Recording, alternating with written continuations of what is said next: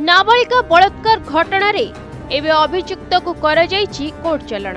कांजीपाणी थाना अंचल जड़े आदिवासी नाबालिका को अपहरण कर दुष्कर्म मामला रे पुलिस एवं अभियुक्त को गिरफ्त करिछि। तेबे गिरफ अभियुक्त एसके कुर्बान कांजीपाणी थाना बारहा देवता घाटी रही गोरु एवं काठ बेपार करुवा जना पड़छि।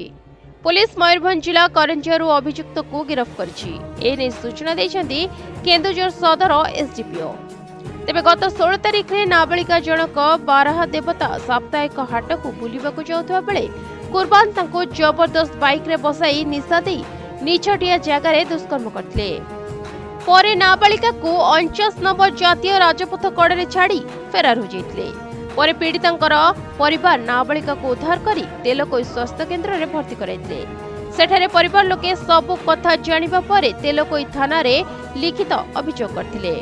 तेबे तेलकोई पुलिस मामला रुजु करथिले। पुलिस अभियुक्त को धरिबा पई एक टीम गठन करथिले। पुलिस अभियुक्त को एबे धरी कोर्ट चलन करछंती।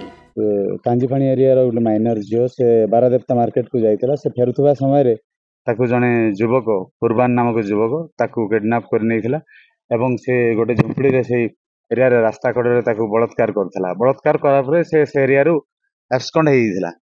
आ ताकू धरिया पई स्पेशल हम एसपी सर को लीडरशिप क्रमे 5टी टीम फॉर्मेशन करा हितला।